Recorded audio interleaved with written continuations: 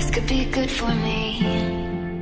Lately I was feeling like I need a purpose. But when you talk to me. Halo anak-anak, hari ini kita akan belajar tema 6, subtema 1, pembelajaran 3, muatan bahasa Indonesia, IPS, dan PPKN.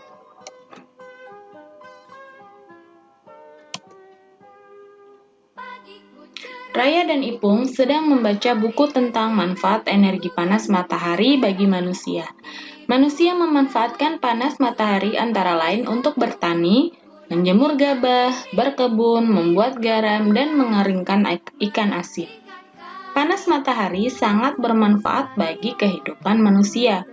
Panas matahari dimanfaatkan dalam kegiatan ekonomi masyarakat.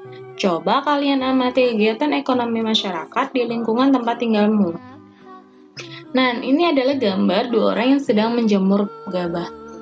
Apa yang mereka lakukan ini tujuannya adalah untuk mengeringkan gabah dan memanfaatkan sinar matahari. Jika gabah mereka sudah kering, maka gabah bisa digiling kemudian menghasilkan beras yang bisa dijual. Itu adalah salah satu contoh kegiatan ekonomi yang memanfaatkan energi matahari. Nah, kali ini kita akan membaca teks eksplanasi tentang hubungan manusia dengan lingkungan alam. Manusia hidup dalam lingkungan alam. Hubungan tersebut saling memberi keuntungan. Lingkungan akan menyediakan tempat tinggal bagi manusia dan sumber daya alam yang sangat bermanfaat untuk memenuhi kebutuhan hidup. Sementara itu, manusia mengolah sumber daya alam dan melestarikan lingkungan alam untuk kehidupan jangka panjang yang saling menguntungkan. Hubungan antara manusia dengan lingkungan alam bersifat saling mempengaruhi keadaan dan kelestarian lingkungan.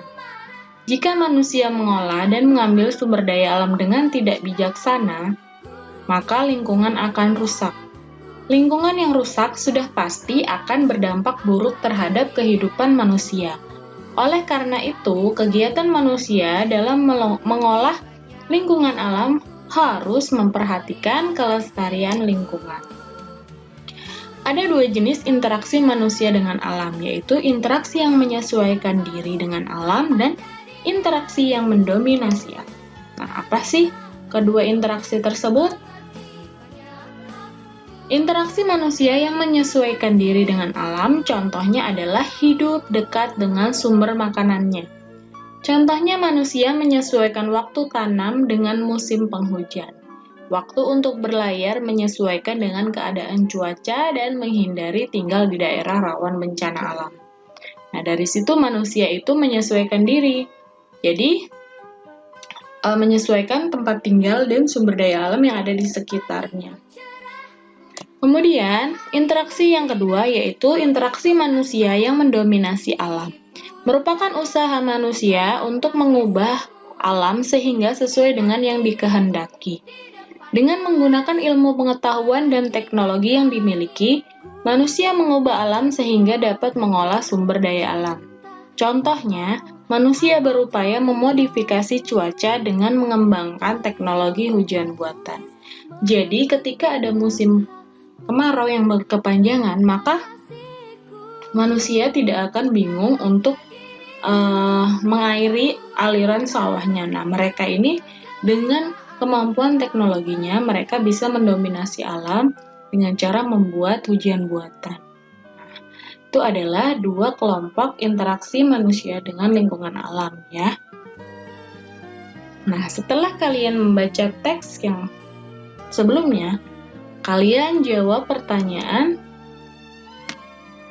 berikut di buku tulis kalian. Kemudian kalian upload di kolom yang sudah disediakan.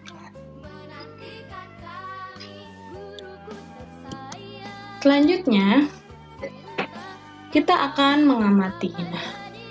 Perhatikan lingkungan sekitar tempat tinggal kalian. Berdasarkan teks hubungan manusia dengan lingkungan alam, coba lakukan pengamatan terhadap lingkungan di sekitar kalian. Gunakan pertanyaan-pertanyaan berikut sebagai panduan. Nah, kalian amati lingkungan yang ada di sekitar rumah. Nanti yang pertama, kalian harus tahu bagaimana sih kondisi geografis di sekitar tempat tinggal kalian, termasuk apakah termasuk daerah pantai, pegunungan, atau dataran. Kemudian, yang kedua, kalian harus tahu pekerjaan apa saja sih yang ada yang dimiliki orang-orang yang ada di sekitar kalian. Misalkan kalau di pantai ya berarti, kalau rumah kalian di pantai berarti kebanyakan dari orang-orang di sana adalah pekerjaan sebagai nelayan, penjual ikan. Nah, nanti kalian sesuaikan kondisi yang ada di sekitar kalian. Jadi harus sesuai ya. Kemudian yang ketiga, bentuk interaksi masyarakat di sekitar kalian itu apa sih gitu. Kemudian kalian tulis dalam bentuk tabel seperti berikut. Nah, menjemur gabah hasilnya adalah beras kemudian dijual. Kemudian misalkan ada lagi menjemur kerupuk. Kemudian hasilnya adalah kerupuk dijual lalu menghasilkan uang dan lain-lain. Nah, pasti masih banyak sekali kegiatan ekonomi di daerah kalian yang berhubungan dengan alam, menggunakan interaksi alam. Nah, kemudian setelah itu kalian simpulkan semua dari kegiatan yang sudah kalian lakukan. Jika sudah kalian tulis dalam bentuk tabel dan kesimpulannya dalam tulisan, lalu kalian bisa upload di tempat yang tersedia. Selanjutnya, kita akan belajar tentang Konvensi Hak Anak. Konvensi Hak Anak merupakan salah satu wujud nyata atas upaya perlindungan terhadap anak agar hidup anak menjadi lebih baik.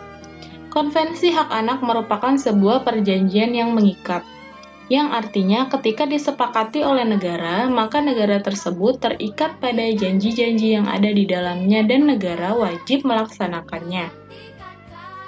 Konvensi Hak Anak merupakan perjanjian hukum internasional tentang hak-hak anak. Konvensi Hak Anak disetujui oleh Majelis Umum Persyarikatan Bangsa-Bangsa atau PBB pada tanggal 20 November 1989. Konvensi ini berlaku pada tanggal 2 September 1990, setelah jumlah negara yang mengesahkan mencapai syarat. Nah, apa saja sih konvensi hak-hak anak yang didapatkan, yaitu hak atas kebebasan sipil. Nah, hak ini adalah seperti sama dengan orang dewasa lainnya, yaitu hak berpendapat, hak sebagai warga negara, dan lain-lain. Kemudian yang kedua adalah hak atas lingkungan keluarga. Jadi anak berhak itu mendapatkan kasih sayang atau mendapatkan perlindungan di lingkungan keluarganya sendiri. Mendapatkan kasih sayang. Yang ketiga adalah hak atas kesehatan dan kesejahteraan dasar. Jadi bagi negara, anak itu wajib mendapatkan fasilitas kesehatan dan kesejahteraan dasar. Jadi hak-hak anak ini harus dipenuhi. Kemudian, hak atas pendidikan, waktu luang, dan kegiatan budaya. Hak atas pendidikan yaitu ya anak wajib, negara wajib memberikan pendidikan kepada anak.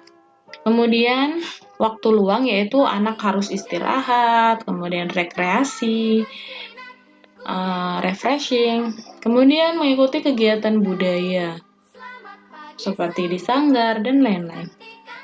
Lalu adalah hak atas perlindungan khusus. Nah, itu adalah beberapa hak-hak yang dimiliki oleh anak. Nah, setelah itu, setiap manusia yang hidup di masyarakat memiliki hak yang dilindungi.